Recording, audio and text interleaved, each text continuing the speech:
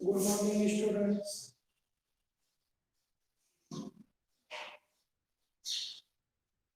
सभी लोग आ गए होंगे ऑनलाइन। आज की क्लास शुरू करते हैं। कल मैंने आपको रुधिर के विषय में सारी जानकारी दे दी थी कि कैसे रुधिर हमारा बना है, कितने प्रकार के रुधिर वर्ग है और क्या क्या रुधिर में अणुओं को मिलाया गया है। ठीक, आज हम लोग पढ़ेंगे हृदय की संरचना।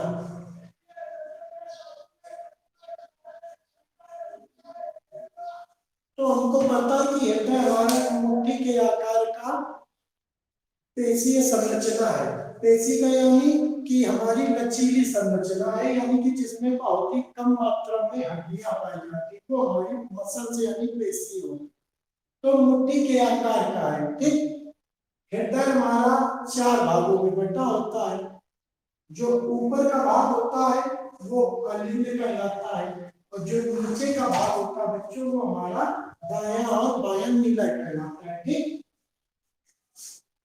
दायां बायां निलय और बायां निलय। ठीक, जो हमारा दायां अलिंद और बायां निलय को बांटता है, यानी कि बायां अलिंद और बाएं निलय को तो वो बांटता है हमारा डायकप्सिड वाल्व। इसी को बेटा हिंदी में हम कहते द्विवल्ली कपाट।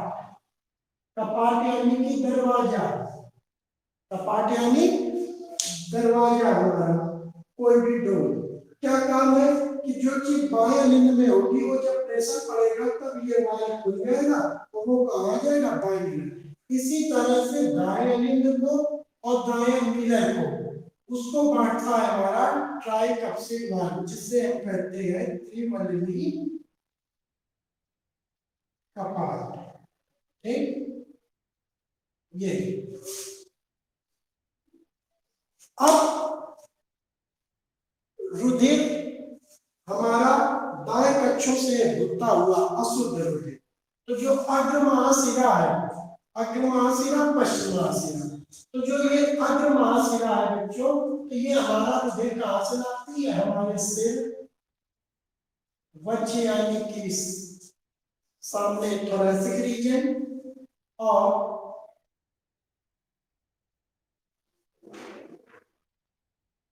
अमाशय और हमारी भुजाओं से।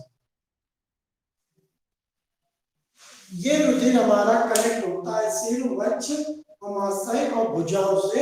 ऊपरी वाले हिस्से का सारा अशुद्ध रुधिर कलेक्ट कौन करता है, अग्र महाशिरा। सारी धमनी और शिराएं केशिकाएं मिलकर अशुद्ध रुधिर अग्र महाशिरा को पहुंचा देती है।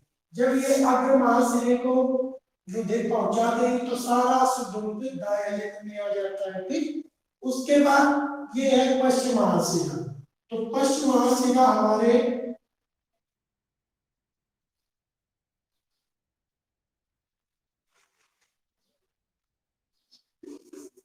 पैल्विक रीजन को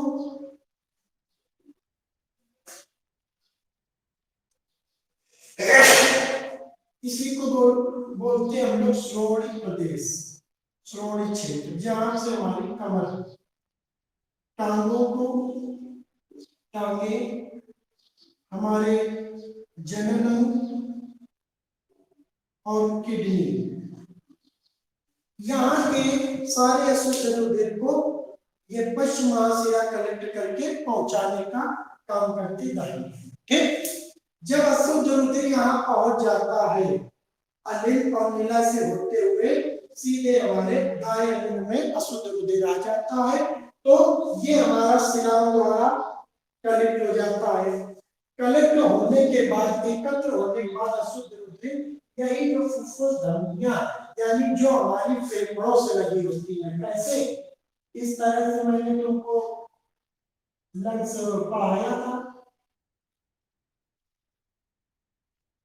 यही बीच में हमारा हृदय है। तो जितना अशुद्ध रुधिर था वो हमारे फुफ्फुस धमनी में शिराओं द्वारा आ जाता है और यहाँ पे वो कार्बन डाइऑक्साइड, नाइट्रोजन आदि गैसों को छोड़ देता है और रुधिर हमारा जो है लाल रंग का क्यों होता है, तो मैंने बताया था हीमोग्लोबिन की उपस्थिति के कारण ये हीमोग्लोबिन फेफड़ों में उपस्थित ऑक्सीजन के साथ क्रिया करके HbO2 ऑक्सी हीमोग्लोबिन नाम का एक अस्थायी यौगिक बना लेता है। जब ये रुधिर अस्थायी यौगिक में बना लिया जाता है तो ये हमारे बाह्य अलिंद में पहुंच जाता है। बाह्य अलिंद से ये पुनः किसमें हीमोग्लोबिन और ऑक्सीजन में टूट जाता है, यानी कि ये शुद्ध हो गया। अब शुद्ध रुधिर हमारा बाह्य अलिंद में कलेक्ट हो जाता है और जैसे ही बाह्य अलिंद में कलेक्ट हो जाता है तो यहाँ की शिराओं द्वारा ये शरीर के सभी भागों तक पुनः पहुंचा दिया जाता है।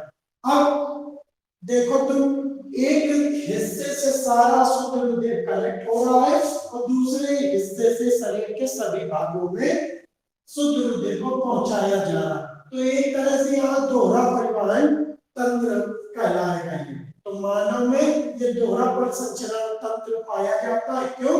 क्योंकि एक हिस्से से अशुद्ध रुधिर एकत्र होता है और दूसरी साइड से अशुद्ध रुधिर बाहर शरीर के अंगों तक पहुंचा दिया जाता है। अब जो ये हमारे त्रिवल्ली और द्विवल्ली कपाट है, फिर से बता रहे ये अलिंद को किसके लिंग को दाएं लिंग और दाएं निलय को बांटने का कार्य करती है। त्रिवल्ली कपाट यानी ट्राइकप्सिड वाल्व जो हमारा बायां लिंग है और बायां निलय है उसको बांटता है डाइकप्सिड वाल्व। जितना शुद्ध रुधिर है, मैं फिर से बता रहा हूं कि मानव के हृदय की क्रिया विधि है, कैसे काम करेगा। ये तो संरचना होगी। जब संरचना आपसे पूछेगा तो आपको ये डायग्राम बनाना है और उसके सभी अंगों को लिख देना है, ठीक। लेकिन जब बात आएगी कि हृदय की क्रिया विधि तो हमको पता है कि हृदय हमारा पंप की तरह काम करता है। कैसे? पंप की तरह, यानी कि भूमि में हमारा जल है और जल पंप की तरह सहायता से हमारे कई फुट ऊंची टंकियों में जल पहुंच जाता है। उसी तरह से हृदय का क्या काम है? हृदय हमारा शरीर में जितना रुधिर है वो अंगों तक पहुंचाया जा रहा है। अब रुधिर हमारा थोरैसिक रीजन में है, वक्ष सिरे में स्थित है। तो वक्ष सिरे में स्थित है तो ये बेटा क्या करेगा? तो ये पंप की तरह काम करता है और रुधिर हमारा शुद्ध होता है किडनी में। रुधिर हमारा किडनी में शुद्ध होता है। जब ये रुधिर हमारा कलेक्टिंग शुरू हो जाएगी तो ये मैंने जो एक ये अग्रमहाशिरा और एक ये पश्चिमहाशिरा। अग्र यानी कि ऊपर वाले हिस्सों का अशुद्ध रुधिर और पश्चिम महाशिरा ये हमारे शरीर के निम्न भागों से अशुद्ध रुधिर लाएगा। तो कहां से लाता है अग्र महाशिरा? सिर है, मस्तिष्क भी है, वक्ष है यानी सीना वाला क्षेत्र हमारा, अमाशय और हमारे भुजाओं से। यहाँ से जितना भी अशुद्ध रुधिर है वो अग्र महाशिराएं के पास केशिकाएं धमनी जो है पहुंचाने का काम करती है। तो जितने हमारे ये शिरा है, शिरा हमारे अशुद्ध रुधिर को लाती है और धमनी हमारे शुद्ध रुधिर को शरीर में विभिन्न अंगों तक पहुंचाने का काम करती है। तो जब ये अग्र महाशिरा से सारा रुधिर अशुद्ध वाला कलेक्ट हो गया, अब अशुद्ध रुधिर है तो ये ऐसा नहीं कह सकते कि वो गंदा होगा, कि ब्लैक कलर का होगा या उसमें पार्टिकल है। अशुद्ध रुधिर का मतलब देख लो,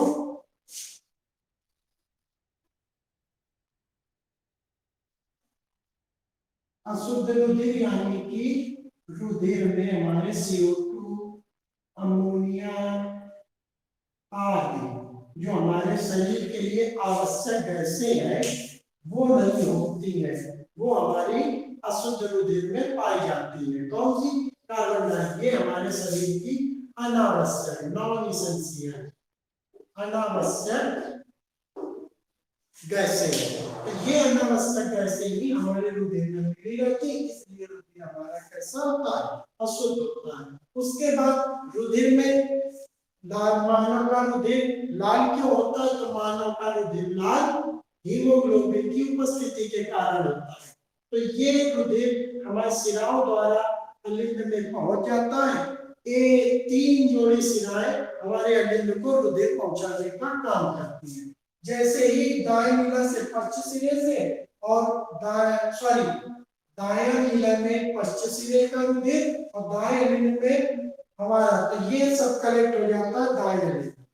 दाएं अलिंद में अशुद्ध रुधिर कलेक्ट हुआ तो ये कलेक्ट होने के बाद सीधे इसमें अलिंद में पहुंचा दिया जाता है। अलिंद फुफ्फुस धमनियों के माध्यम से क्या करता है, जितना भी अशुद्ध रुधिर बॉडी से कलेक्ट हुआ है वो बॉडी से कलेक्ट करके हमारे लंग्स में उपस्थित ऑक्सीजन के साथ हीमोग्लोबिन क्रिया करके ऑक्सी हीमोग्लोबिन, ये बना बेटा ऑक्सी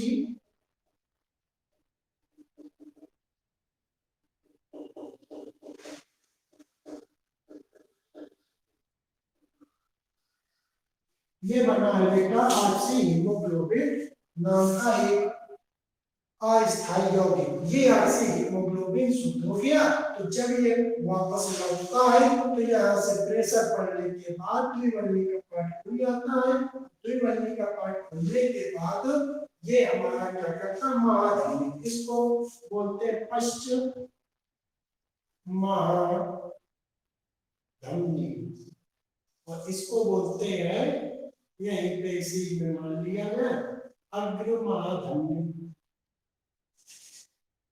तो ये पूना बेटा क्या करता है, द्विवर्णी का पार्ट जैसे ही खुला, खुलने के बाद सारा शुद्ध रुधिर हमारे दाएं नीले में आ गया और दाएं नीले में पश्चिम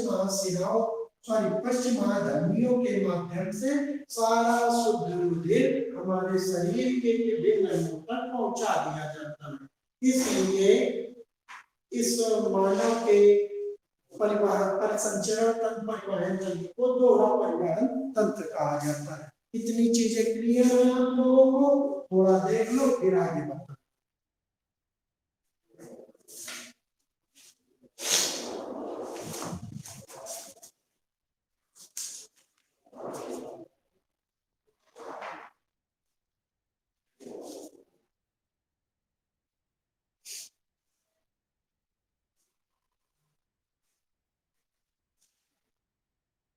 बहुत कम बच्चे आज ऐड है, सब लोग सो गए हैं क्या?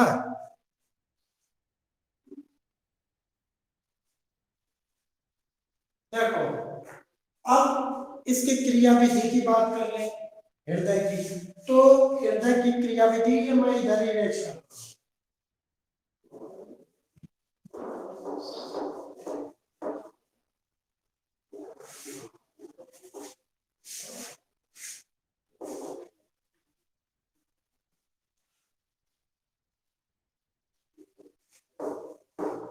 देखो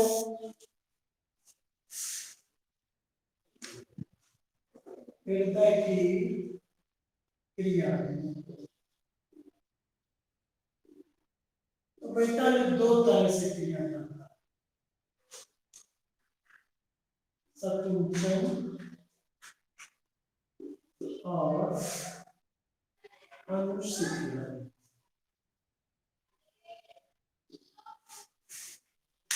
ये सकुंचन और अनुशीतलन क्या है? तो जब हृदय में रुधिर भरता है, यानी कि जो अशुद्ध रुधिर कलेक्ट होता है, तो कलेक्ट होने में हृदय हमारा फूलने लगता है। जैसे ही हृदय फूलता है तो फूलने के बाद वो क्या करता है, सारा रुधिर अलिंद को, बाएं अलिंद को पहुंचाने के बाद वो शुद्ध रुधिर में परिवर्तित होता है शुद्ध रुधिर, और जैसे ही शुद्ध रुधिर में परिवर्तित होने के बाद बाएं अलिंद में आता है तो बाएं अलिंद के बाद नीला से होते हुए शरीर से बाहर निकल जाता है। तो एक बार हृदय हमारा फूलता है, एक बार हृदय हमारा अपनी पुनः स्थिति, पूर्व स्थिति में आ जाता है। तो जब हृदय हमारा फूलता है, फैलता है या बढ़ता है अपने स्थान से, उस स्थिति को सकुंचन कहते हैं। क्या? हृदय के फूलने की क्रिया सकुंचन कहलाती है, और हृदय के सिकुड़ने की क्रिया, यानी कि हृदय अपनी पूर्व स्थिति में आ जाता है, उस क्रिया को अनुशीतलन कहते हैं। जब हृदय फूलता है तो लब की आवाज, और जब हृदय अपनी स्थिति में वापस लौटता है तब जब की आवाज। ये लब डब लब डब लब डब, इसीलिए हृदय तिकोना बनाया गया, डब शब्द निकल के आ रहा है। ठीक है, तो हृदय की संरचना में संकुचन और संचलन, जब हृदय फूलता है अपनी स्थिति से ऊपर आता है उस स्थिति को संकुचन, और जब वो अपनी पूर्ण स्थिति में लौटता है तो उसको अनुशीतलन कहते हैं। मानव स्वस्थ मनुष्य में तब इसमें आवाज कैसी आती है, ध्वनि कौन सी उत्पन्न होती है, तो संकुचन के समय लब और अनुशीतलन के समय डब। स्वस्थ मनुष्य में यह क्रिया 1 मिनट में 72 से 75 बार होती है। यानी कि जो स्वस्थ मनुष्य है उसमें बेटा यह क्रिया जो है संकुचन और अनुशीतलन की 1 मिनट में 72 बार। अब यानी कि एक बार कितने में होगी, तो 60 मिनट होते हैं, तो रेशियो या 72 और 60 काट देंगे मेरा, 12 × 72, 12 × 60 और 0.8। एक लब और डब के बीच की आवाज में 0.8 सेकेंड का समय लगता है इसमें। ठीक, तो ये था तुम्हारे हृदय की क्रिया विधि। अब हार्ट बीट क्या होती है वो देख लो।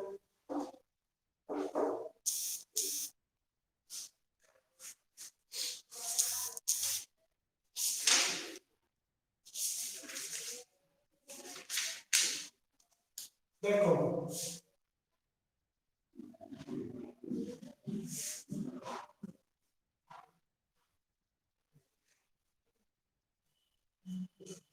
हृदय स्पंदन की दर,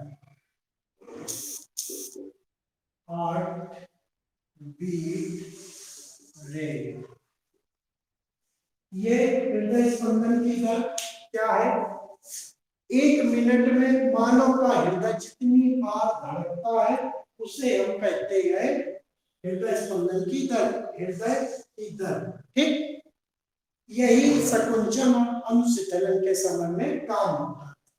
और ये धड़कता क्यों, तो ये रक्त के प्रवाह के कारण, और रक्त का प्रवाह बेटा कहाँ पे होता है, धमनी, शिराओं और केशिकाओं में। यह क्रिया किसमें होती है, धमनी, शिराओं और केशिकाओं। कल मैंने बताया था केशिका सबसे सूक्ष्मतम में लिखा है, और केशिकाओं का गुच्छ या समूह शिरा, और शिराओं का समूह या गुच्छ धमनी कहलाती है। तो जब हमारा रुधिर इन धमनी शिराओं से होता हुआ गुजरता है तो गुजरने की दर हमारा क्या कहलाती है, रक्तदाब कहलाती है। क्या कहलाती है, रक्तदाब। और स्वस्थ मनुष्य में ये रक्तदाब 120 और 80 Hg होती है, यानी कि मैक्सिमम 120 और मिनिमम 80। ये एक स्वस्थ मनुष्य का नॉर्मल रक्तदाब होता है, ब्लड प्रेशर। नापते किससे है, तो इस फिब्रोमीटर द्वारा, इस फिब्रोमीटर द्वारा हम रक्तदाब को मापते हैं कि मानव का रक्तदाब 120 से ज्यादा है तो जब ये बढ़ता इंक्रीज होता है तो उस अवस्था को कहते हैं उच्च रक्तदाब, और जब ये 80 से कम होता है तो इसे कहते हैं निम्न रक्तदाब। ठीक, क्या है, एक है उच्च रक्तदाब, एक है निम्न रक्तदाब। जब मानव का रुधिर 120 हीमोग्लोबिन पर ग्राम की रफ्तार से, मतलब की क्वांटिटी से, मात्रा से ऊपर हो जाता है तब उस अवस्था को उच्च रक्तदाब कहते हैं।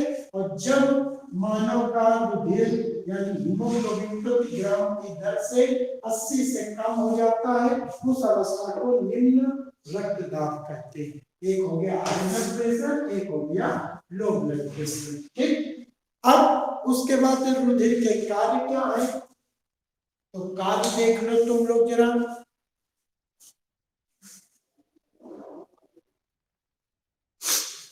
कार्य में